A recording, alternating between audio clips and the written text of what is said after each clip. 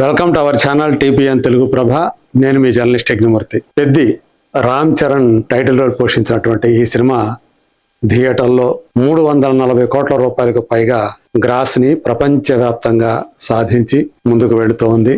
అంటే ఆల్మోస్ట్ ముందుకు వెళుతుంది అన్నాను, కానీ థియేట్రికల్ రన్ ఆల్మోస్ట్ పూర్తయిపోయినట్లే అని చెప్పేసి ట్రేడ్ వర్గాలు తెలియజేశాయి. ఇదే సందర్భంలో ఈ సినిమా ఇప్పుడు ఓటీటీలోకి వచ్చేసింది. అది కూడా నెట్ఫ్లిక్స్లో వచ్చేసింది.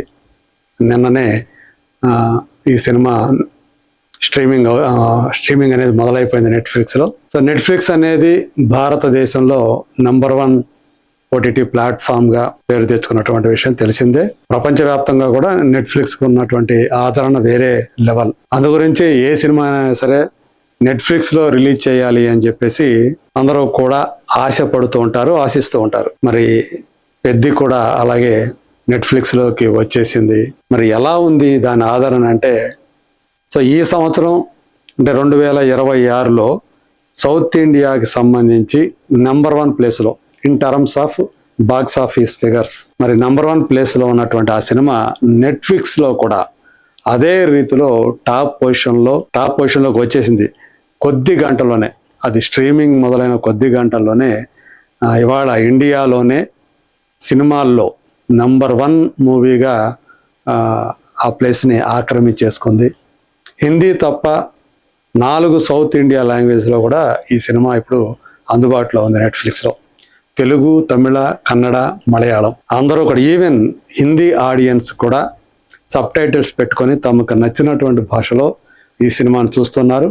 అల్టిమేట్గా తెలుగు వర్షన్కే ఎక్కువ ఆదరణ ఉంది అని చెప్పేసి కూడా మనకి తెలుస్తూ ఉంది. మరి నిజంగానే అంటే పెద్ది మీద నార్త్ ఇండియాలో థియేటర్ల వరకు చూసుకుంటే ఆశించిన రీతిలో ఆడలేదు, కానీ మరి ఓటీటీకి వచ్చేటప్పటికి అందరూ కూడా ఈ సినిమాని వీక్షిస్తూ ఉన్నారు, సబ్ టైటిల్స్ పెట్టుకొని మరీ చూస్తూ ఉన్నారు. సో ఒక గిరిజన యువకుడిగా, పెద్ది అనేటువంటి గిరిజన యువకుడిగా రామ్ చరణ్ ప్రదర్శించినటువంటి అభినయాన్ని ఇప్పుడు అందరూ కూడా కొనియాడుతూ ఉన్నారు. సోషల్ మీడియా వ్యాప్తంగా పెద్దిపై వాళ్ళు వ్యక్తం చేస్తున్నటువంటి అభిప్రాయాలు, వాళ్ళు సమీక్షిస్తున్నటువంటి తీరు ఇదే అభిప్రాయాన్ని తెలియజేస్తున్నాయి.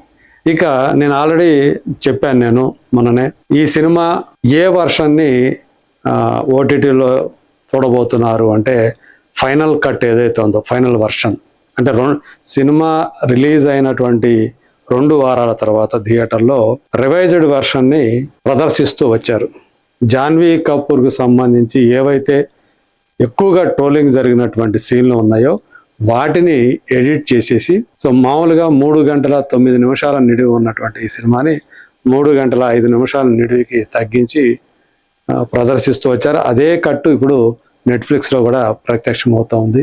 ఆమె జాన్వీ కపూర్ కళ్ళని అలాగే ముక్కుని ఆయన వర్ణించేటువంటి తీరు, పెద్ది వర్ణించేటప్పుడు ఏవైతే విజువల్స్ చూపించారో ఆ విజువల్స్ ని మార్చేశారు ఇక్కడ ఇందులో. అవన్నీ కూడా దాన్ని కూడా షేర్ చేస్తూ ఉన్నారు. అంటే ఆ జాన్వీ కపూర్ ట్రోలింగ్ సీన్స్ ని పక్కన పెట్టేసి మిగతా అంతా కూడా యథాతథంగానే ఈ సినిమాని ప్రదర్శిస్తున్నారు. అది కూడా మేలు చేకూరింది అని చెప్పేసి నెట్ఫ్లిక్స్లో ఇప్పుడు అందరూ కూడా ప్రశంసిస్తూ ఉన్నారు.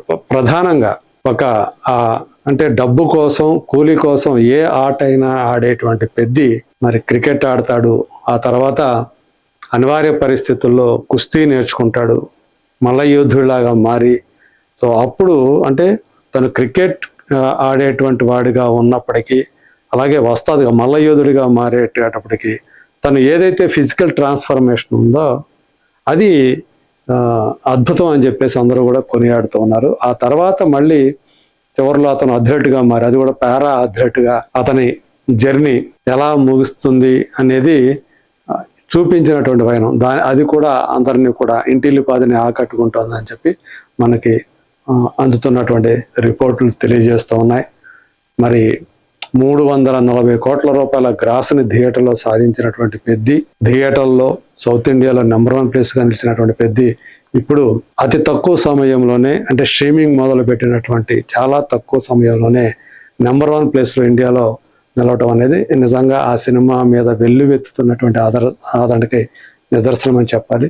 మరి చూద్దాం రాబోయే రోజుల్లో ఈ సినిమా మరి ఆ నెట్ఫ్లిక్స్లో ఇంకెన్ని అంటే అక్కడ స్ట్రీమింగ్ మినిట్స్, అలాగే ఎంతమంది వాచ్ చేశారు, వీటికి సంబంధించినటువంటి వివరాలన్నీ కూడా అతి త్వరలోనే వస్తాయి. అప్పుడు మళ్ళీ మనం దీని గురించి మాట్లాడుకుందాం. అంతవరకు let us wait and see.